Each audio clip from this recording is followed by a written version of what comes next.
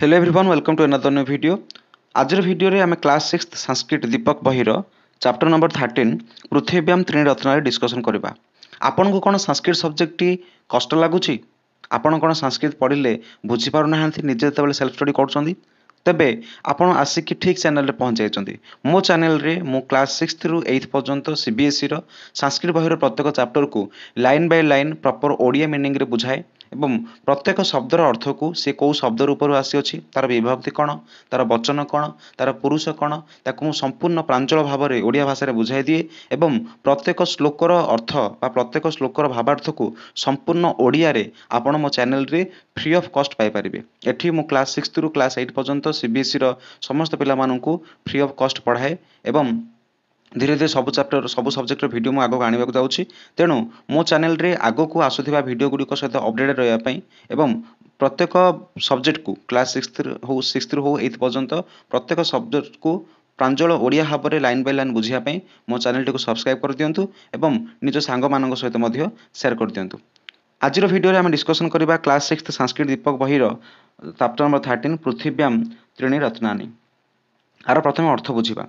पृथ्वीव्याम त्रीणी रत्नानि पृथ्वीव्याम मान है पृथ्वी शब्द जब आम शब्द रूप को विचार करवा पृथ्वी शब्द आसी दीर्घईकारांत दीर्घईकारांत मान नदी शब्द भली हम नदी शब्दर सप्तमी विभक्ति एक वचन पृथ्वी शब्दर सप्तमी विभक्ति एक वचन पृथ्वीव्याम पृथ्वीव्याम मान पृथ्वी रे त्रीणी त्रीणी मान तीनोटी रत्नानि रत्नानि मान रत्न गुड़िक तो पृथ्वी रे तीनोटी रत्न अच्छी पृथ्वी रे तीनोटी रत्न अच्छी बोली चैप्टर हेडिंग होची।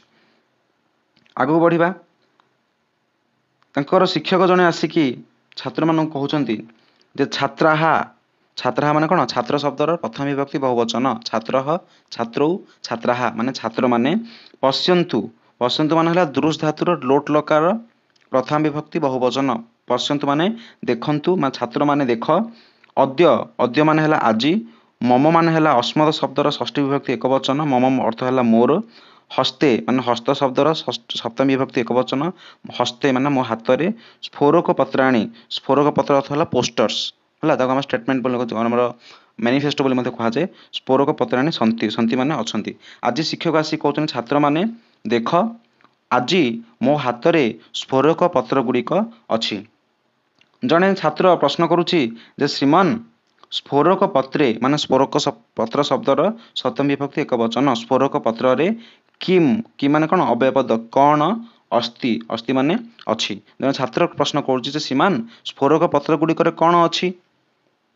शिक्षक कहते छात्राहा छात्र माने एतानी माने कौन एतत् एते एतानी एगुड़िक स्फोरक पत्राणी बा एतानी मान हम एई स्फोरक पत्राणी स्फोरक पत्र गुड़िक भीतौ भीतौ माने कौन हम कांथरे स्थापयन्तु स्थापयन्तु माने स्थापन करंतु बा कांथरे आकु नेकी लगाओ तदनंतरम ताहा परे स्वयं स्वयं माने निजे एव माने ही पश्यन्तु माने देखंतु। सो शिक्षक कहउछन्ती छात्र माने एही स्फोरक पत्र गुडी को नेकी कांथरे लगाओ आ ता परे निजे ही देख। जने झियो प्रसाद को प्रश्न करूछि जे श्रीमान स्फोरक पत्रे तु सुंदरम चित्रम अस्ति स्फोरक पत्रे माने स्फोरक से पोस्टर मानकर तू तू तो माने कौन निश्चित बत सुंदरम चित्रम अस्ति से कहूँ सार से स्फोरक पत्र माने पोस्टर गुड़िक तो सब सुंदर चित्र गुड़ी अच्छी श्लोका अपि सन्ति श्लोका माने श्लोक गुड़िए अपि माने हला मध्य सन्ति माने अच्छी श्लोक बहुत गुड़िए श्लोक गुड़िए मध्य अच्छी से छात्री जी शिक्षक को प्रश्न करुच्ची।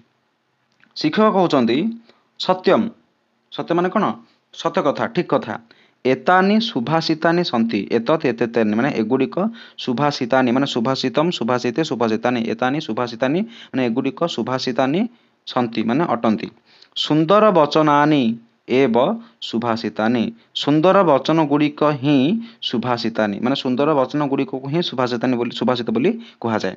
एतानि माने एगुड़िक अस्माकम मम आवयोः अस्माकम माने आंभ मानकर कृते कृते माने हला पाई उत्तम कार्यार्थम उत्तम कार्य पाई प्रेरणा प्रेरणा माने कौन प्रेरणा माने इंस्पिरेशन जच्छन्ति जच्छन्ति माने प्रदान करती तो यही श्लोक गुड़िक यही सुभाषित गुड़िक आंभ मानकर पाई आंभ मानकर उत्तम कार्य पाई बा आंभ मानकर मंगल पाई प्रेरणा दियंती। छात्री जन कहूँ श्रीमान सार तरिही तेबे ବୟମ୍ ବୟମ୍ ମାନେ ଅସ୍ମଦ ଶବ୍ଦର ପ୍ରଥମା ବିଭକ୍ତି ବହୁବଚନ। ଅହମ ଆବାମ ବୟମ୍ ଆମ୍ଭେମାନେ ସୁଭାଷିତାନି ସୁଭାଷିତ ଗୁଡ଼ିକୁ ପଠାମହ। ପଠା ମାନେ କ'ଣ? ପଡ଼ ଧାତୁର ଲଟ୍ ଲକାର ଉତ୍ତମ ପୁରୁଷ ବହୁବଚନ। ପଠାମି ପଠାବହ ପଠାପହ। କହୁଛି ଶିକ୍ଷକ କହୁଛନ୍ତି ତରିହି ତେବେ ଆମ୍ଭେମାନେ ଏହି ସୁଭାଷିତ ଗୁଡ଼ିକୁ ପଢ଼ିବା। ଚାଲ ଆଗକୁ ପଢ଼ିବା ୱାନ୍ ବାଇ ୱାନ୍ ଶ୍ଲୋକ ଗୁଡ଼ିକୁ ପଢ଼ି ଯିବା। ପ୍ରଥମ ଶ୍ଲୋକ ହେଉଛି ପୃଥିବ୍ୟାଂ ତ୍ରୀଣି ରତ୍ନାନି ଜଲମନମ୍ ସୁଭାଷିତମ୍ ମୂଢ଼ୈଃ ପାଷାଣ ଖଣ୍ଡେଷୁ ରତ୍ନ ସଂଜ୍ଞା ବିଧୀୟତେ। ଚାଲନ୍ତୁ ତାକୁ ପଢ଼ିବା।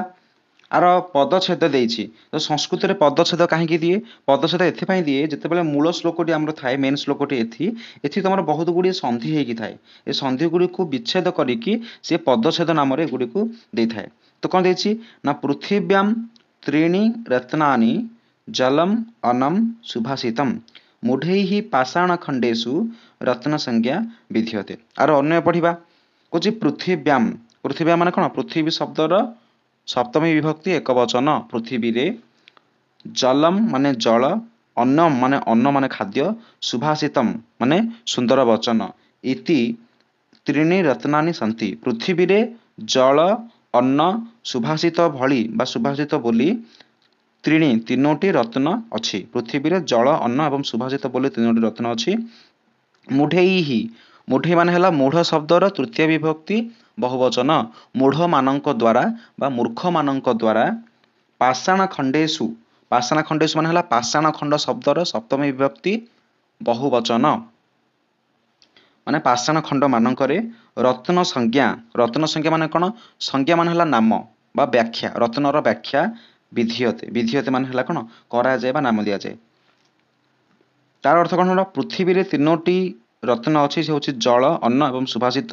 କିନ୍ତୁ ମୂର୍ଖମାନଙ୍କ ଦ୍ୱାରା ଏହି ପାଷାଣ ଖଣ୍ଡ ଗୁଡ଼ିକୁ ବା ପଥର ଖଣ୍ଡ ଗୁଡ଼ିକୁ ରତ୍ନର ସଂଜ୍ଞା ଦିଆଯାଏ। ବା ଯେଉଁମାନେ ମୂର୍ଖ ଥାନ୍ତି ଏହି ପଥର ଖଣ୍ଡ ଗୁଡ଼ିକୁ ସେମାନେ ରତ୍ନ ବୋଲି ମାନନ୍ତି, ରତ୍ନର ନାମ ଦିଅନ୍ତି। ଆର ଭାବାର୍ଥ ଦେଖିବା। ଭାବାର୍ଥ କହୁଛି ଯେ ପୃଥିବ୍ୟାମ୍ ତ୍ରୀଣି ରତ୍ନାନି ସନ୍ତି। ପୃଥିବ୍ୟାମ୍ ପୃଥିବୀରେ ତ୍ରୀଣି ମାନେ ତିନୋଟି ରତ୍ନାନି ସନ୍ତି ପୃଥିବୀରେ ତିନୋଟି ରତ୍ନ ଅଛି। ତାନି ମାନେ କ'ଣ? ସେଗୁଡ଼ିକ। ତାନି ରତ୍ନାନି ସେହି ରତ୍ନ ଗୁଡ଼ିକ ହେଉଛି ଜଲମ୍ ଅନମ୍ ସୁଭାଷିତମ୍। ସେହି ରତ୍ନ ଗୁଡ଼ିକ ହେଉଛି ତମର ଜଳ, ଅନ୍ନ ଏବଂ ସୁନ୍ଦର ବଚନ ଗୁଡ଼ିକ। କିନ୍ତୁ ମୂର୍ଖ ଜନାହା ମାନେ ମୂର୍ଖ ଲୋକମାନେ ତୁ ପାଷାଣ ଖଣ୍ଡାନ୍ ମୂର୍ଖ ଲୋକମାନେ କିନ୍ତୁ ପାଷାଣ ଖଣ୍ଡମାନଙ୍କୁ ପାଷାଣ ଖଣ୍ଡ ମାନେ କ'ଣ? ପାଷାଣ ଖଣ୍ଡ ଶବ୍ଦର ବାଳକ ଶବ୍ଦ ଭଳି ହେବ ଦ୍ୱିତୀୟ ବିଭକ୍ତି ବହୁବଚନ। ପାଷାଣ ଖଣ୍ଡମାନଙ୍କୁ ରତ୍ନାନି ଇତି ବଦନ୍ତି। କିନ୍ତୁ ଯେଉଁମାନେ ମୂର୍ଖ ଜନ ଲୋକମାନେ ଥାନ୍ତି ସେମାନେ ପାଷାଣ ଖଣ୍ଡ ଗୁଡ଼ିକୁ ପଥର ଖଣ୍ଡ ଗୁଡ଼ିକୁ ରତ୍ନ ବୋଲି କହିଥାନ୍ତି। ଚାଲନ୍ତୁ ଏହାର ଭାବାର୍ଥକୁ ସମ୍ପୂର୍ଣ୍ଣ ପ୍ରାଞ୍ଜଳ ଓଡ଼ିଆରେ ଆମେ ବୁଝିଦେବା। ସେ କହୁଛି ଯେ ପୃଥିବ୍ୟାମ୍ ତ୍ରୀଣି ରତ୍ନାନି ଜଲମନମ୍ ସୁଭାଷିତମ୍ ମୂଢ଼ୈଃ ପାଷାଣ ଖଣ୍ଡେଷୁ ରତ୍ନ ସଂଜ୍ଞା ବିଧୀୟତେ। ଆର ଓଡ଼ିଆ ଅର୍ଥ ହେଉଛି ପୃଥିବୀରେ ତିନୋଟି ପ୍ରକୃତ ରତ୍ନ ଅଛି, ଜଳ, ଅନ୍ନ ଏବଂ ସୁଭାଷିତ ଅର୍ଥାତ୍ ମଧୁର ବଚନ ବା ଉତ୍ତମ କଥା। କିନ୍ତୁ ମୂର୍ଖ ଲୋକମାନଙ୍କ ଦ୍ୱାରା ପଥର ଖଣ୍ଡ ଗୁଡ଼ିକୁ ହିଁ ରତ୍ନର ନାମ ବା ଆଖ୍ୟା ଦିଆଯାଏ। ଏହାର ଭାବାର୍ଥ ହେଉଛି ଯେ ଏହି ଶ୍ଲୋକର ଅର୍ଥ ହେଉଛି ଯେ ମନୁଷ୍ୟ ଜୀବନ ପାଇଁ ସବୁଠାରୁ ମୂଲ୍ୟବାନ ଜିନିଷ ହେଉଛି ଜଳ, ଖାଦ୍ୟ ଏବଂ ଭଲ କଥା। ଏଗୁଡ଼ିକ ହିଁ ପ୍ରକୃତ ସମ୍ପଦ। ହୀରା, ମୋତି, ମାଣିକ୍ୟ ପରି ପଥର ଗୁଡ଼ିକ କେବଳ ନାମକୁ ମାତ୍ର ରତ୍ନ, ଯାହାକୁ ମୂର୍ଖ ଲୋକମାନେ ପ୍ରକୃତ ରତ୍ନ ବୋଲି କହିଥାନ୍ତି। ଏବେ ଏହି ଶ୍ଲୋକଟିର ଶବ୍ଦାର୍ଥ ଗୁଡ଼ିକ ଆପଣ ଏଠି ଲେଖା ହେଇଛି। ଶବ୍ଦ ଗୁଡ଼ିକ ତାର ସେ ଶବ୍ଦର ଅର୍ଥ କ'ଣ, ସେ କେଉଁ ଶବ୍ଦରୁ ଆସିଅଛି, ତାର ବିଭକ୍ତି କ'ଣ, ତାର ବଚନ କ'ଣ ଲେଖା ହେଇଛି। ଆପଣ ଭିଡ଼ିଓଟିକୁ ପଜ୍ କରିକି ଏହି ଶବ୍ଦର ଅର୍ଥ ଗୁଡ଼ିକୁ ନିଜ ଖାତାରେ ଟିପି ନିଅନ୍ତୁ। ଚାଲନ୍ତୁ ଦ୍ୱିତୀୟ ଶ୍ଲୋକକୁ ପଢ଼ିବା। ଅୟଂ ନିଜଃ ପରୋ ବେତି ଗଣନା ଲଘୁ ଚେତସାମ୍ ଉଦାର ଚରିତାନାମ୍ ତୁ ବସୁଧୈବ କୁଟୁମ୍ବକମ୍। ଏହାର ପଦଚ୍ଛେଦ ହେଉଛି ଅୟଂ ନିଜଃ ପରୋ ବା ଇତି ଗଣନା ଲଘୁ ଚେତସାମ୍ ଉଦାର ଚରିତାନାମ୍ ତୁ ବସୁଧା ଏବ କୁଟୁମ୍ବକମ୍। ଆର ଅନ୍ୱୟ ପଢ଼ିବା। ଅୟଂ ନିଜଃ ପର ବା ଇତି ଗଣନା ଲଘୁ ଚେତସାମ୍ ଜନାନାମ୍ ଭବନ୍ତି। ଅୟଂ ମାନେ ହେଲା କ'ଣ? ଅୟଂ ମାନେ ହେଲା ଏହା। ଅୟ ମାନେ ହେଲା ଏହା, ନିଜ, ପର ବା ଇତି ଗଣନା। ଅୟମ ନିଜ ପରମ, ଅୟ ମାନେ ଏହା ନିଜର ବା ପରର ବୋଲି ଗଣନା କରିବା, ମାନେ ଏହା ହେଉଛି ମୋର ନିଜର, ଏହା ହେଉଛି ମୋର ପର ବୋଲି ଗଣନା କରିବା।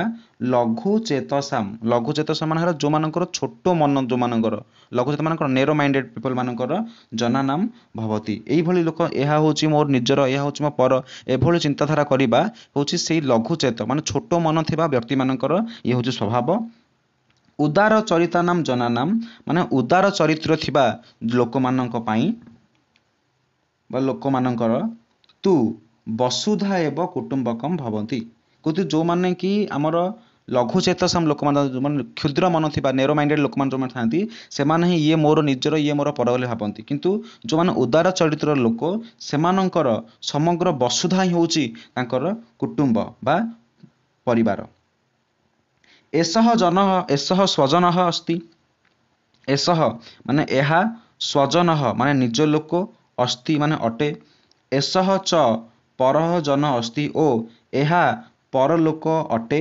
ଇତି ଏତାଦୃଶମ୍ ଚିନ୍ତନମ୍ ଏଇଭଳି ଭାବରେ, ଏତାଦୃଶ ମାନେ କ'ଣ, ଏଇଭଳି ଚିନ୍ତା, ତୁ ମାନେ ନିଶ୍ଚିତ ରୂପରେ ସଂକୁଚିତ ଭାବଯୁକ୍ତାନାମ ଜନାନାମ ଭବତି। କହୁଛି ଏହା ହେଉଛି ମୋର ନିଜ ଲୋକ, ତାହା ହେଉଛି ମୋର ପରଲୋକ, ଏଭଳି ଚିନ୍ତାଧାରା, ଏଭଳି ଭାବର ଚିନ୍ତାଧାରା ସଂକୁଚିତ ଭାବଯୁକ୍ତ ଥିବା ଲୋକମାନଙ୍କର ପ୍ରକୃତି। ଜେସାମ୍ ଉଦାର ସ୍ୱଭାବ ଅସ୍ତି, ଜେସାମ୍ ମାନେ ଯେଉଁମାନଙ୍କର ଉଦାର ସ୍ୱଭାବ ଅସ୍ତି ମାନେ ଯେଉଁମାନଙ୍କର ଉଦାର ସ୍ୱଭାବ ଅଛି, ତେସାମ୍ କୃତେ ସେମାନଙ୍କ ପାଇଁ, ତୁ ସେମାନେ ନିଶ୍ଚିତ, ସମ୍ପୂର୍ଣ୍ଣ ପୃଥିବୀ ଏବ ସମ୍ପୂର୍ଣ୍ଣ ପୃଥିବୀ ହିଁ ପରିବାର ଭବତି, ସେମାନଙ୍କ ପାଇଁ ସମ୍ପୂର୍ଣ୍ଣ ପୃଥିବୀ ହିଁ ପରିବାର ଅଟେ। ସର୍ବେ ଜନାହା, ସର୍ବେ ଜନାହା ମାନେ କ'ଣ, ସବୁ ଲୋକମାନେ, ମମ ପରିବାରସ୍ୟ ସଦସ୍ୟ ଆସନ୍ତି, ସମସ୍ତ ଲୋକମାନେ ମୋ ପରିବାରର ସଦସ୍ୟ ଅଟନ୍ତି। ଇତି, ଇତି ବୋଲି କ'ଣ, ବୋଲି ବା ଭାବେ, ତେ ଚିନ୍ତୟନ୍ତି ସେମାନେ ଭାବନ୍ତି। ଚାଲନ୍ତୁ ଆର ଭାବାର୍ଥକୁ ସମ୍ପୂର୍ଣ୍ଣ ଓଡ଼ିଆରେ ପ୍ରାଞ୍ଜଳ ଭାଷାରେ ବୁଝିଦେବା, ଯାହାର ଭାବାର୍ଥ ଓଡ଼ିଆରେ କ'ଣ ହେବ। ଆର ଓଡ଼ିଆରେ ଭାବାର୍ଥ ହେଉଛି, ଏ ମୋର ନିଜ ଲୋକ, ଏ ପରଲୋକ, ଏପରି ଗଣନା ବା ଚିନ୍ତାଧାରା କେବଳ ସଂକୀର୍ଣ୍ଣ ବା ଛୋଟ ମନର ଲୋକମାନେ ହିଁ କରିଥାନ୍ତି। କିନ୍ତୁ ଯେଉଁମାନେ ଉଦାର ଚରିତ୍ର ବା ବିଶାଳ ହୃଦୟର ଅଟନ୍ତି, ସେମାନଙ୍କ ପାଇଁ ସମଗ୍ର ପୃଥିବୀ ହିଁ ଗୋଟିଏ ପରିବାର ଅଟେ। ସେମାନେ ପୃଥିବୀର ସମସ୍ତ ଲୋକଙ୍କୁ ନିଜ ପରିବାରର ସଦସ୍ୟ ବୋଲି ମନେ କରିଥାନ୍ତି। ଚାଲନ୍ତୁ ନେକ୍ସଟ ଶ୍ଲୋକକୁ ଯିବା। ଏହି ଶ୍ଲୋକଟିର ଶବ୍ଦ ରୂପ ଗୁଡ଼ିକ ଏଠି ଆପଣ ଦେଇଛି, ଭିଡ଼ିଓଟିକୁ ଆପଣ ପଜ୍ କରିକି ଏହି ଶବ୍ଦ ରୂପ ଗୁଡ଼ିକୁ ନିଜ ଖାତାରେ ଲେଖିପାରନ୍ତି। ଉଦ୍ୟମେନ ହି ସିଦ୍ଧ୍ୟନ୍ତି କାର୍ଯ୍ୟାଣି ନ ମନୋରଥୈଃ ନ ହି ସୁପ୍ତସ୍ୟ ସିଂହସ୍ୟ ପ୍ରବିଶନ୍ତି ମୁଖେ ମୃଗାଃ। ଆର ପଦଚ୍ଛେଦ ହେଉଛି, ଉଦ୍ୟମେନ ହି ସିଦ୍ଧ୍ୟନ୍ତି କାର୍ଯ୍ୟାଣି ନ ମନୋରଥୈଃ ନ ହି ସୁପ୍ତସ୍ୟ ସିଂହସ୍ୟ ପ୍ରବିଶନ୍ତି ମୁଖେ ମୃଗାଃ। ଆର ଅନ୍ୱୟକୁ ପଢ଼ିବା। ଅନ୍ୱୟ କହୁଛି ଯେ କାର୍ଯ୍ୟାଣି, କାର୍ଯ୍ୟାଣି ମାନେ କ'ଣ, କାର୍ଯ୍ୟ ଶବ୍ଦର ପ୍ରଥମ ବିଭକ୍ତି ବହୁବଚନ, କାର୍ଯ୍ୟମ୍ କାର୍ଯ୍ୟେ, କାର୍ଯ୍ୟାଣି ମାନେ କାର୍ଯ୍ୟଗୁଡ଼ିକ, ଉଦ୍ୟମେନ ମାନେ ଉଦ୍ୟମ ଶବ୍ଦର ତୃତୀୟ ବିଭକ୍ତି ଏକବଚନ, ଉଦ୍ୟମେନ ମାନେ ହେଲା ଉଦ୍ୟମ ଦ୍ୱାରା ବା ଚେଷ୍ଟା ଦ୍ୱାରା, ହି ମାନେ ହିଁ, ଇଏ ହେଉଛି ଅବ୍ୟୟପଦ, ସିଦ୍ଧ୍ୟନ୍ତି, ସିଦ୍ଧ୍ୟନ୍ତି ମାନେ କ'ଣ ହେବ, ସିଦ୍ଧ୍ୟନ୍ତି ମାନେ ଇଏ ଗୋଟେ ଧାତୁ ଟାଇପ୍ର ହେବ, ଯେମିତି ପଠତି ପଠତଃ ପଠନ୍ତି, ଇଏ ସେମିତି ହେବ ସିଦ୍ଧ୍ୟତି ସିଦ୍ଧ୍ୟତଃ ସିଦ୍ଧ୍ୟନ୍ତି। ସିଦ୍ଧ୍ୟନ୍ତି ମାନେ କ'ଣ, ସିଦ୍ଧ ହୁଏ ବା ସଫଳ ହୁଏ।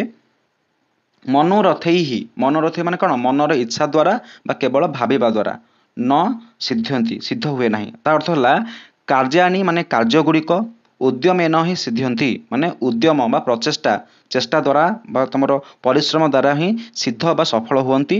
ନ ମନୋରଥୈଃ ମାନେ କେବଳ ମନର ଇଚ୍ଛା ଦ୍ୱାରା, ମନରେ ଭାବିବା ଦ୍ୱାରା ହିଁ କାର୍ଯ୍ୟଗୁଡ଼ିକ ସିଦ୍ଧ ହୁଅନ୍ତି ନାହିଁ। ଯଥା ଯେପରି ମୃଗାଃ ସ୍ୱୟ ସୁପ୍ତସ୍ୟ ସିଂହସ୍ୟ ମୁଖେ ନ ପ୍ରବିଶନ୍ତି। ମୃଗାଃ ମାନେ କ'ଣ, ମୃଗାଃ ମାନେ ହେଲା ହରିଣ ବା ଅନ୍ୟ ପଶୁମାନଙ୍କୁ ମଧ୍ୟ ଆମେ କହିପାରିବା। ଯେପରିକି ମୃଗ ସେ ସ୍ୱୟଂ ନିଜେ ଆସିକି ସୁପ୍ତସ୍ୟ ମାନେ କ'ଣ, ଶୋଇଥିବା, ସିଂହସ୍ୟ ମାନେ ସିଂହର, ମୁଖେ ମାନେ ମୁଖ ଶବ୍ଦର ସପ୍ତମୀ ବିଭକ୍ତି ଏକବଚନ, ମୁଖରେ, ନ ପ୍ରବିଶନ୍ତି, ନ ପ୍ରବିଶନ୍ତି ମାନେ କ'ଣ, ପ୍ରବେଶ କରନ୍ତି। ଯେପରିକି ଶୋଇଥିବା ସିଂହ କେତେ ଶକ୍ତିଶାଳୀ ହେଲେ ମଧ୍ୟ ସିଂହ ଯଦି ଶୋଇକି ରହେ, ଆପେ ଆପେ ନିଜେ ସ୍ୱୟଂ ମୃଗମାନେ ଆସିକି ତାର ମୁଖରେ ପଶିବେ ନାହିଁ ବା ତାକୁ ଆହାର ହେଇକି ତା ସାମ୍ନାକୁ କେବେ ଆସିବେ ନାହିଁ। ଚାଲନ୍ତୁ ଆହାର ଭାବାର୍ଥଟି ପଢ଼ିବା। यार भावार्थ कहूँ जे वयम जानी कार्याणि कुर्मः तानि केवलम इच्छया न सिद्ध्यन्ति। वयम वयम माने आम्भे माने अहम आबाम वयम अस्मद शब्दर प्रथम विभक्ति बहुवचन माने आम्भे माने जानी कार्याणि माने ଯେଉଁ କାର୍ଯ୍ୟଗୁଡ଼ିକୁ କୁର୍ମଃ ତାନି କେବଲମ୍ ଇଚ୍ଛୟା ନ ସିଦ୍ଧନ୍ତି ମାନେ ଆମ୍ଭେମାନେ ଯେଉଁ କାମଗୁଡ଼ିକୁ କରନ୍ତି ତାନି ତାନି ମାନେ କ'ଣ ସେଗୁଡ଼ିକ କେବଲମ୍ ମାନେ କେବଳ ଇଚ୍ଛୟା ଇଚ୍ଛୟା ମାନେ କ'ଣ ଇଚ୍ଛା ଶବ୍ଦ ବାଳିକା ଶବ୍ଦ ଭଳି ହେବ ବାଳିକା ଶବ୍ଦର ତୃତୀୟ ବିଭକ୍ତି ଏକବଚନ କ'ଣ ବାଲିକୟା ମାନେ ବାଳିକା ଦ୍ୱାରା ଏଇଟା ସେମିତି ହେବ ଇଚ୍ଛା ଶବ୍ଦର ତୃତୀୟ ବିଭକ୍ତି ଏକବଚନ ଇଚ୍ଛୟା ବା ଇଚ୍ଛା ଦ୍ୱାରା ତ ବୟମ୍ ଜାନି कार्याणि କୁର୍ମଃ ଆମେମାନେ ଯେଉଁ କାର୍ଯ୍ୟଗୁଡ଼ିକୁ କରନ୍ତି ତାନି କେବଲମ୍ ଇଚ୍ଛୟା ନ ସିଦ୍ଧନ୍ତି ସେହି କାର୍ଯ୍ୟଗୁଡ଼ିକ କେବଳ ଇଚ୍ଛା ଦ୍ୱାରା ସିଦ୍ଧ ବା ସଫଳ ହୁଅନ୍ତି ନାହିଁ। କାର୍ଯ୍ୟସ୍ୟ ସିଦ୍ଧ୍ୟର୍ଥମ୍ କାର୍ଯ୍ୟସ୍ୟ ମାନେ କ'ଣ ହେବ ଷଷ୍ଠୀ ବିଭକ୍ତି ଏକବଚନ कार्य ଶବ୍ଦର କାର୍ଯ୍ୟର ସିଦ୍ଧ୍ୟର୍ଥମ୍ ମାନେ ସିଦ୍ଧି ଅର୍ଥର ମାନେ କ'ଣ ସିଦ୍ଧି ହେବା ପାଇଁ ସଫଳ ହେବା ପାଇଁ ପରିଶ୍ରମ ତୁ ଆବଶ୍ୟକ ଏବ କାର୍ଯ୍ୟର ସିଦ୍ଧ ହେବା ପାଇଁ କାର୍ଯ୍ୟକୁ ସଫଳ କରିବା ପାଇଁ ନିଶ୍ଚିତ ରୂପେ ପରିଶ୍ରମ ଆବଶ୍ୟକ ଅଟେ।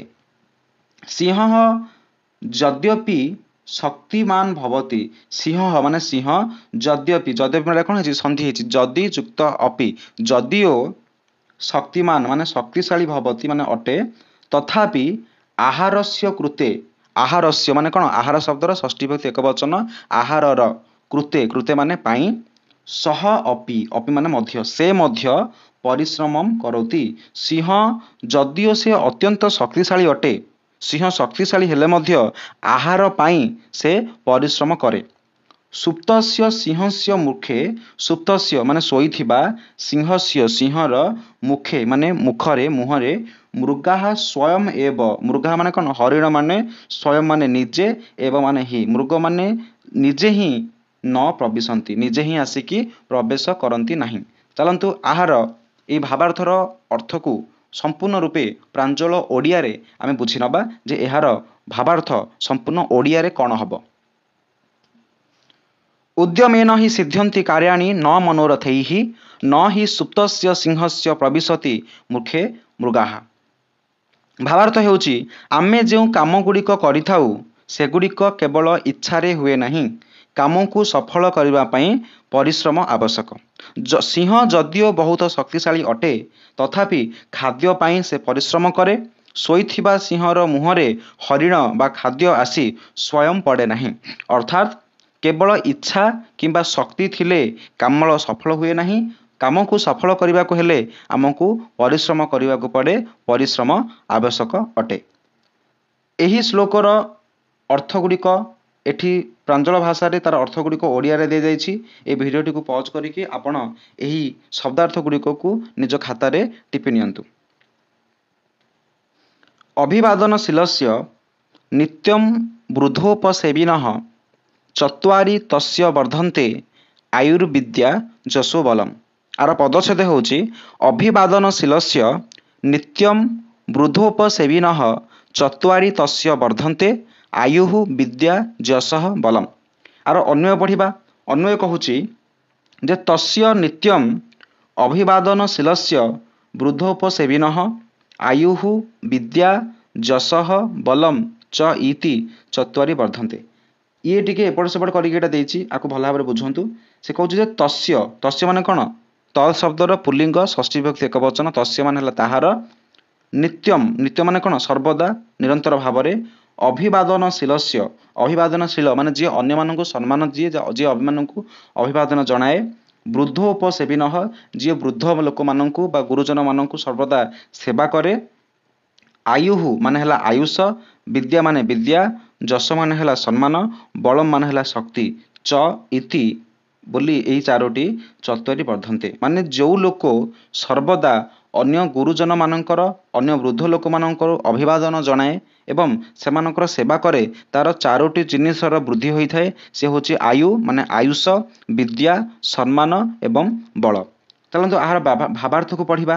ଭାବାର୍ଥ କହୁଛି ଜହ ଜନଃ ଜହ ମାନେ କ'ଣ ଯେଉଁ ହେଲା ଜହ ମାନେ ହେଲା ଯେଉଁ ଜନଃ ମାନେ ଲୋକ ସର୍ବଦା ମାନେ ସବୁବେଳେ ବୃଦ୍ଧାନାମ୍ ବୃଦ୍ଧାନାମ୍ ମାନେ କ'ଣ ବାଲକସ୍ୟ ବାଲକୟୋଃ ବାଲକା ନାମ୍ ସେମିତି ବୃଦ୍ଧସ୍ୟ ବୃଦ୍ଧୟୋଃ ବୃଦ୍ଧାନାମ୍ ମାନେ ବୃଦ୍ଧ ଲୋକମାନଙ୍କର ଜ୍ୟେଷ୍ଠାନାମ୍ ଜ୍ୟେଷ୍ଠ ଲୋକମାନଙ୍କର ସେବାମ୍ ସମ୍ମାନମ୍ ଚ କରୋତି ମାନେ ଯେଉଁ ଲୋକ ସବୁବେଳେ ବୃଦ୍ଧ ଏବଂ ଜ୍ୟେଷ୍ଠ ଲୋକମାନଙ୍କର ସେବା ଏବଂ ସମ୍ମାନ କରେ ତଥା ଜହ ତାନ୍ ସବିନୟମ୍ ପ୍ରଣମତି ଏବଂ ଯିଏ ସବିନୟମ୍ ସବିନୟ କ'ଣ ବିନୟତାର ସହିତ ବା ବିନମ୍ରତାର ସହିତ ତାନ୍ ମାନେ କ'ଣ ସହତୌତେ ତମ୍ ତୌ ତାନ୍ ତାନ୍ ମାନେ ସେମାନଙ୍କୁ ତସ୍ୟ ଜନସ୍ୟ ମାନେ ସେହି ଲୋକର ଆୟୁଃ ବିଦ୍ୟା ଯଶଃ ବଲମ୍ ଚ ବର୍ଦ୍ଧନ୍ତେ ମାନେ ବୃଦ୍ଧି ପାଏ। ତ ଆକୁ ସମ୍ପୂର୍ଣ୍ଣ ଓଡ଼ିଆ ବୁଝିବା ଜହ ଜନଃ ସର୍ବଦା ବୃଦ୍ଧାନାମ୍ ଜ୍ୟେଷ୍ଠାନାମ୍ ଚ ସେବା ସମ୍ମାନମ୍ ଚ କରୋତି ଯେଉଁ ଲୋକ ସବୁବେଳେ ବୃଦ୍ଧମାନଙ୍କର ଓ ଜ୍ୟେଷ୍ଠ ଲୋକମାନଙ୍କର ସେବା ଏବଂ ସମ୍ମାନ କରେ ତଥା ଯିଏ ସେମାନଙ୍କୁ ବିନମ୍ରତାର ସହିତ ପ୍ରଣାମ କରେ ତାହାର ଚାରୋଟି ଜିନିଷ ବୃଦ୍ଧି ହୁଏ। ସେ ଜିନିଷ କ'ଣ ନା ଆୟୁଷ ବିଦ୍ୟା ବିଦ୍ୟା ମାନେ ତମେ ଜାଣିଛ ବୁଦ୍ଧି ଯଶଃ ଯଶ ମାନେ ସମ୍ମାନ ବଳ ମାନେ ଶକ୍ତି এই ଚାରୋଟି ଜିନିଷ ତାର ବୃଦ୍ଧି ପାଏ। ଚାଲନ୍ତୁ ଏହି ଶ୍ଲୋକର ଭାବାର୍ଥକୁ ସମ୍ପୂର୍ଣ୍ଣ ଓଡ଼ିଆରେ ବୁଝି ନେବା।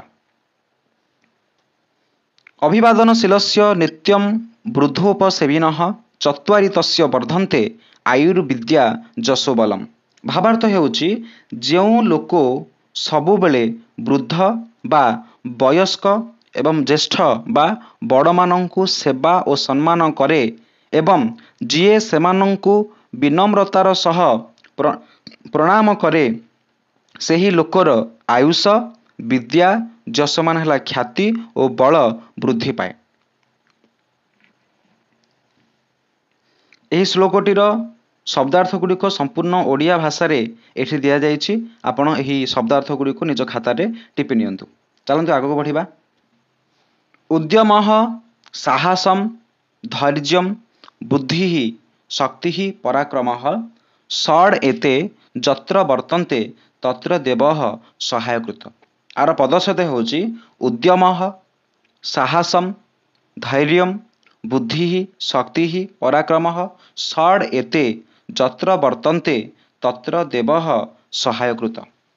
ତାର ଅନ୍ୱୟ ପଢ଼ିବା ଯତ୍ର ଯତ୍ର ମାନେ ହେଲା ଯେଉଁଠାରେ ଉଦ୍ୟମ ଉଦ୍ୟମ ମାନେ କ'ଣ ପ୍ରଚେଷ୍ଟା ଚେଷ୍ଟା ସାହସ ଧୈର୍ଯ୍ୟ ବୁଦ୍ଧି ଶକ୍ତି ପରାକ୍ରମ ମାନେ କ'ଣ ବୀରତା ବର୍ତ୍ତନ୍ତେ ଏତେ ଷଡ୍ ମାନେ କ'ଣ ଛଅଟି ବର୍ତ୍ତନ୍ତେ ମାନେ ଥାଏ ପ୍ରେଜେଣ୍ଟ ଥାଏ ତତ୍ର ମାନେ ସେଠାରେ ଦେବଃ ମାନେ ଦେବତା ସହାୟକୃତ ଭବତି ମାନେ ଏହି ଅର୍ଥ କହୁଛି ଯେଉଁଠାରେ ଉଦ୍ୟମ ସାହସ ଧୈର୍ଯ୍ୟ ବୃଦ୍ଧି ଶକ୍ତି ଓ ପରାକ୍ରମ ଏହି ଛଅଟି ଜିନିଷ ଥାଏ ବର୍ତ୍ତନ୍ତେ ମାନେ କ'ଣ ଥାଏ ପ୍ରେଜେଣ୍ଟ ଥାଏ ତତ୍ର ମାନେ ସେଠାରେ ଦେବଃ ଦେବଃ ମାନେ କ'ଣ ଦେବତା ବା ଈଶ୍ୱର ସହାୟକୃତ ଭବତି ଈଶ୍ୱର ମଧ୍ୟ ଆସିକି ସେଇ ଲୋକର ସାହାଯ୍ୟ କରନ୍ତି ଯେଉଁ ଜାଗାରେ ଏହି ଛଅଟି ଜିନିଷ ଥାଏ।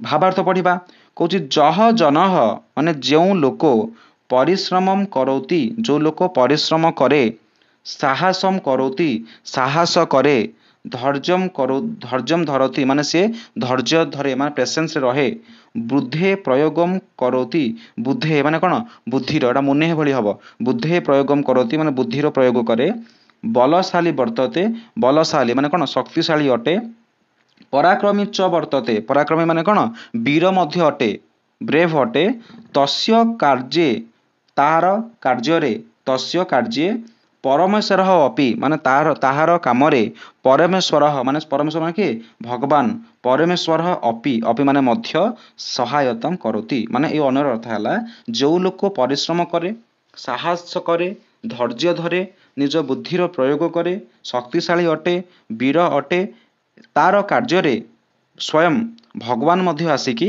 ସାହାଯ୍ୟ କରନ୍ତି। ଚାଲନ୍ତୁ ଏହି ଶ୍ଲୋକର ଭାବାର୍ଥକୁ ସମ୍ପୂର୍ଣ୍ଣ ଓଡ଼ିଆରେ ଆମେ ବୁଝି ନେବା। ଉଦ୍ୟମଃ ସାହସମ୍ ଧୈର୍ଯ୍ୟମ୍ ବୁଦ୍ଧି ଶକ୍ତି ପରାକ୍ରମଃ ଷଡ଼େତେ ଯତ୍ର ବର୍ତ୍ତନ୍ତେ ତତ୍ର ଦେବଃ ସହାୟକୃତଃ। ଭାବାର୍ଥ ହେଉଛି ଯେଉଁ ଲୋକ ପରିଶ୍ରମ କରେ ସାହସ କରେ ଧୈର୍ଯ୍ୟ ଧାରଣ କରେ ବୁଦ୍ଧିର ପ୍ରୟୋଗ କରେ ବଳଶାଳୀ ହୋଇଥାଏ ଏବଂ ପରାକ୍ରମୀ ହୋଇଥାଏ ତାର କାର୍ଯ୍ୟରେ ପରମେଶ୍ୱର ଈଶ୍ୱର ମଧ୍ୟ ସହାୟତା କରନ୍ତି।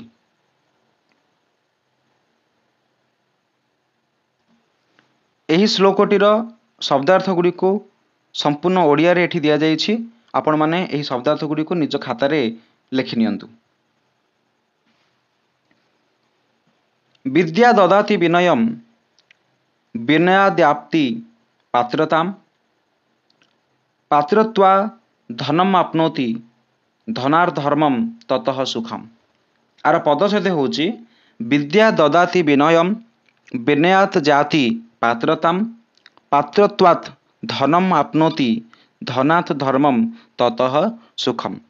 आर अन्वय पढ़िबा अन्वय कहूची जे विद्या विनयम ददाति विद्या विद्या माने आपण जानते विद्या विनयम विनय मान हला विनम्रता ददाति ददाति माने दिए विद्या विनम्रता प्रदान करे मनुष्य माने मनीष विनयात पात्रतम जाति मनुष्य विनम्रतारु माने विनम्रता जोगु ही मनुष्य पात्रताम जाति माने मनुष्य योग्य हुए पात्रत्वात् धनम आपनोति पात्रत्वात् माने कौन मनुष्य योग्य हेले योग्यतार ही मनुष्यर योग्यतार ही सी धनम आपनोति धनम आपनोति कौन धन को पाए धनात् धर्मम ततः सुखम आ धनरु धर्म को से रक्षा करि पारे एवं सबुठु परिशेष रे ए धनठु धर्म को रक्षा कला पर धर्मरु मनुष्य पाखकु सुख आपे आपे आसी थाए।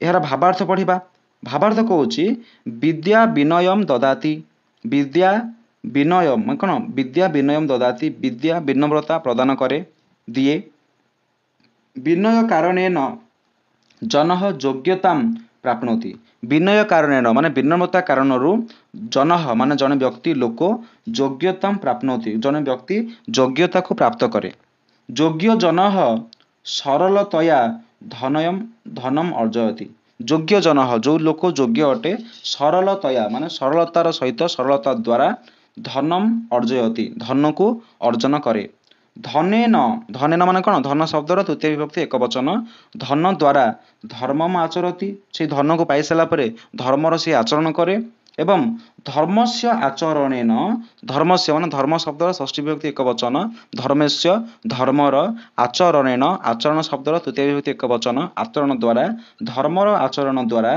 जनः माने लोक सुखम प्राप्नोति लोक माने जने व्यक्ति सुख को प्राप्नोति प्राप्नोति माने पाए अतः माने कौन अतएव बा एणु विद्या अवश्यम एव सुखम ददाति अतः विद्या अवश्यम एव विद्या अवश्य भावे अवश्य रूपे सुखम ददाति सुख को प्रदान करे। चलंतु एहार भावार्थ को संपूर्ण ओडिया रे आमे बुझि नबा।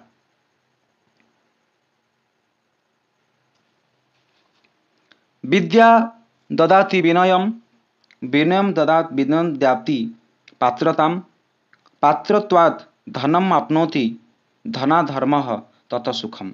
भावार्थ हेउची विद्या जनकु विनय प्रदान करे विनय जोगु बा कारणरु लोक योग्यता हासिल करे योग्य लोक सहजरे धन अर्जन करे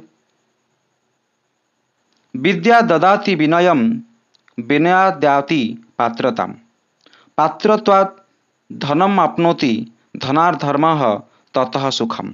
भावार्थ होची विद्या जन को विनय प्रदान करे विनय जोगु बा कारणरु लोक योग्यता हासिल करे योग्य लोक सहजरे धन अर्जन करे एवं धन द्वारा से धर्म आचरण करे धर्म आचरण करने द्वारा लोक सुख प्राप्त करे बा सुख को हासिल करे अतएव माने एणु विद्या निश्चित भाव में सुख आनी दिए। यही श्लोकर एगुड़िक हूँ शब्दार्थ गुड़िक ये शब्दार्थ गुड़िक आपण मैंने निज खातार लिखि नियंतु। अपि स्वर्णमयी लंका न मे लक्ष्मण रोचते जननी जन्मभूमिश्च स्वर्गादपि गरीयसी।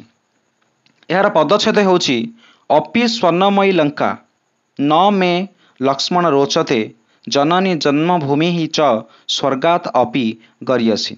यार अन्वय होछि हे लक्ष्मण स्वर्णमयी अपि लंका मे मह्यम न रोचते जतो हि जननी जन्मभूमि च स्वर्गात् अपि गरीयसी भवति।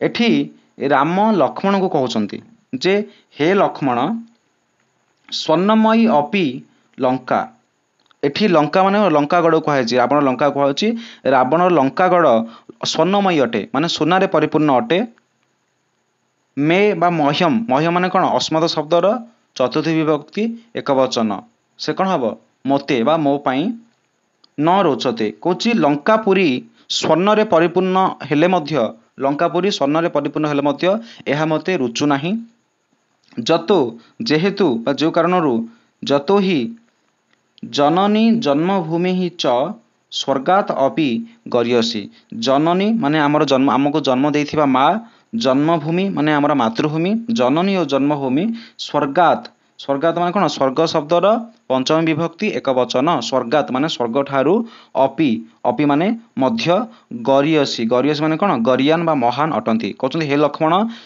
लंकापुरी स्वर्णमयी हे पारे लंकापुर स्वर्ण रे परिपूर्ण हे पारे किंतु एही लंकापुर मते रुचु नाही काहींकि ना जननी और जन्मभूमि ही होचंती स्वर्ग ठारू गरियसी जननी और जन्मभूमि स्वर्ग ठारू मध्य महान यार भावार्थ पढ़िबा भावार्थ से कहूची जे श्रीराम लक्ष्मणम कथयति श्रीराम माने भगवान राम लक्ष्मणम माने लक्ष्मण को कथयति कहउचंती जत जे हे लक्ष्मण यद्यपि लंका स्वर्णमयी अस्ति यद्यपि जदियो लंका स्वर्णमयी अस्ति जदियो लंका स्वर्णमयी अटे तथापि लंकायाम निवासः न मह्यम रोच्यते जदियो लंका स्वर्णमयी अटे तथापि लंकायाम लंकायाम माने कौन लंका रे निवासः निवास करिबा न मह्यम रोचते मते रुचु नाही जतः जननी जन्मभूमि च इति द्वयम स्वर्गात अपि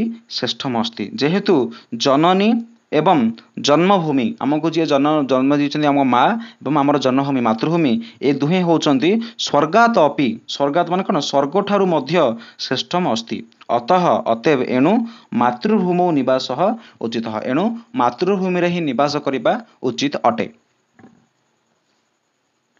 एहार भावार्थ को आम संपूर्ण ओडिया बुझी नबा अपि स्वर्णमयी लंका न मे लक्ष्मण रोचते जननी जन्मभूमिश्च स्वर्गादपि गरियसी आर भावार्थ होची संपूर्ण ओडिया रे जे श्रीराम लक्ष्मण को कहउछंती जे हे लक्ष्मण जदियो एही लंका स्वर्णमयी बा सोनारे तैयारी अटे तथापि लंका रे रहिबा मते भल लागु नाही बा मते रुचु नाही कारण माता माने आमर जननी और जन्मभूमि ए दुईटी स्वर्ग ठारू मध्य श्रेष्ठ अटंती अतएव मातृभूमि रे निवास करिबा ही उचित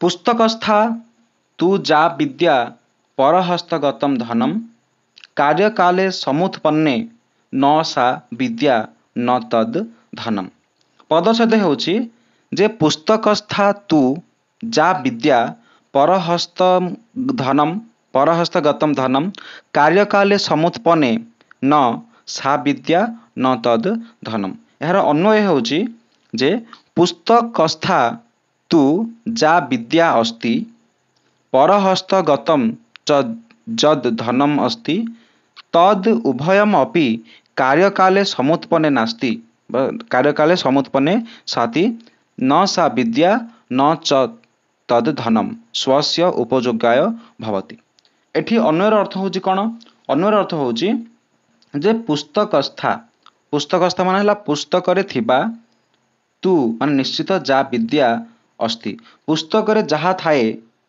जो पुस्तक रे जो विद्या थाए एवं परहस्तगतम च जद धनम आउ जो धन परहस्त को माने आम हाथ न रही अन्य हाथ को पलैची तद उभयम अपि सेगुड़िक मध्य माने पुस्तक रे थिबा विद्या मध्य जदि से पुस्तक भितर ही सीमित होकर रही जाइछि ताको आमे पढ़ी नाहंती धन आमर अटे किंतु से धन अन्यर परहस्तगतम अन्यर हाथ को चली जाइछि तद उभयम अपि कार्यकाले समुत्पन्ने सती कार्यकाले जेतेबेले आम पाखरे नथांती कहीं सेगुड़िक कार्य समय आम जो आवश्यक पड़ो विद्या जदि बही अच्छी आम पढ़ी नाहंती धन अच्छी किंतु धन आम पाखे अन्य को देइछंती आवश्यक समय से दुहे जदि आम पाखरे नाहंती न सा विद्या न तद धनम ना सी विद्या अटे ना सी धन्य अटे स्वस्य उपयोग्य भवति स्वस्य माने कोन निजर उपयोगाय जदि न हुए ताकू आम पढ़िबा आर भावार्थ को जे कस्याचित समीपे कस्याचित माने कहा पाखरे कस्याचित कहार समीपे माने पाखरे अनेकानि पुस्तकानि सन्ति जनक पाखरे बहुत गुड़िए पुस्तक अच्छी क्यों जन व्यक्ति पाखरे बहुत गुड़िए पुस्तक अच्छी किंतु जदि तानि न कदापि पठितानि किंतु से पुस्तक गुड़िकु जदि केबे पढ़ा जाई नहीं तर्हि तेबे पुस्तके लिखितम ज्ञानम पुस्तकरे लिखितम माने पासिव अछि कर्मवाच्य रे लेखा जाइथिबा ज्ञान समागते अवसरे माने उचित समय रे जो समय आवश्यकता पड़े सहायकम न भवति से माने पुस्तक रे लिखित होई थिबा विद्या गुड़िक केबे मध्य आमको सहायता करि पारंती नाही बा से माने हमर सहायक होई पारंती नाही अपितु बुद्धिस्ता विद्या एव कार्यम साध्यति अपितु माने कौन किंतु बुद्धिस्ता विद्या आम बुद्धि रे थिबा विद्या ही परंतु अपितु माने कौन परंतु बुद्धि रे थिबा विद्या ही भूल हे गेला आउथि लिखिबो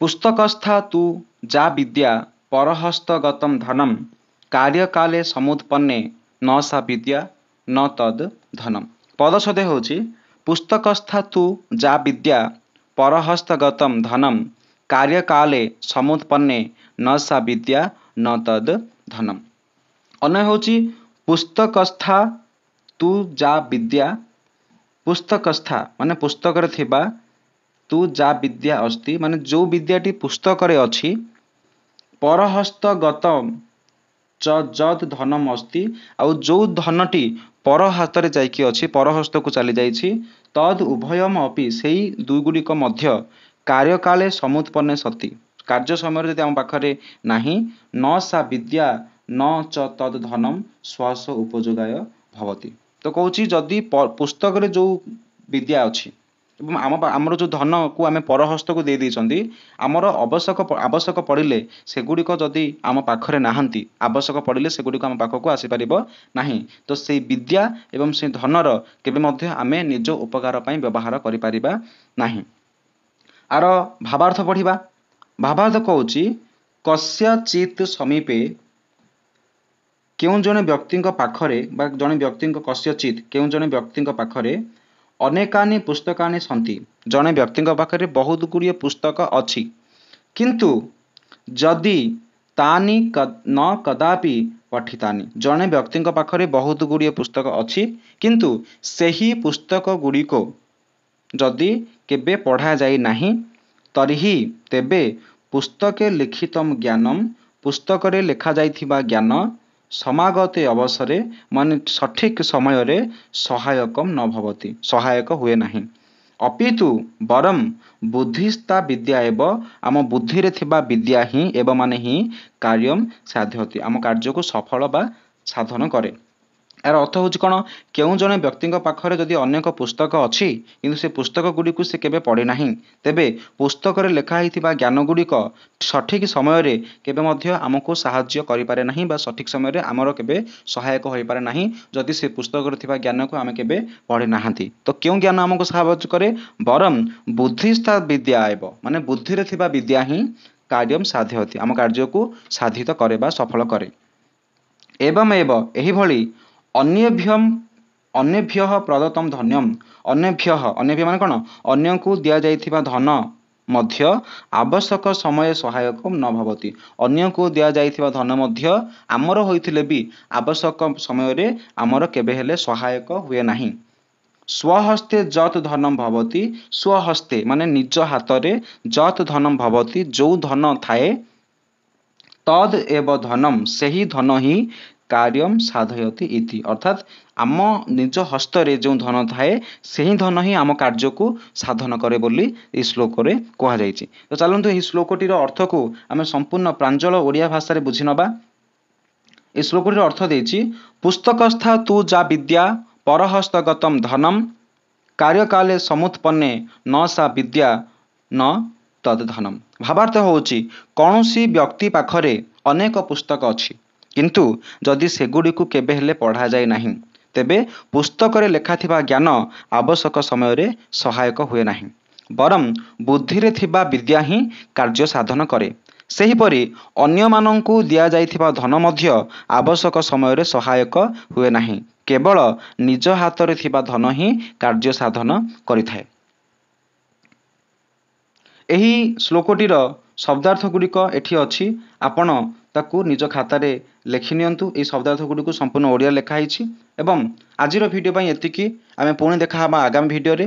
ଆଜିର ଭିଡ଼ିଓ ଯଦି ଆପଣଙ୍କୁ ଭଲ ଲାଗିଛି ତ ଭିଡ଼ିଓଟିକୁ ଲାଇକ୍ କରନ୍ତୁ ଏବଂ ନିଜର ସମସ୍ତ ସାଙ୍ଗମାନଙ୍କୁ ପଠାଇ ଦିଅନ୍ତୁ। ଆଉ କମେଣ୍ଟରେ ଲେଖନ୍ତୁ ଆଜିର ଭିଡ଼ିଓଟି ଆପଣଙ୍କୁ କେମିତି ଲାଗିଲା ଆଉ ନେକ୍ସଟ ଆପଣ କେଉଁ ଚାପ୍ଟରର ଭିଡ଼ିଓ ଚାହିଁବେ। ଧନ୍ୟବାଦ, ରହୁଛି। ପୁଣି ଦେଖା ହେବା ଆଗାମୀ ଭିଡ଼ିଓରେ।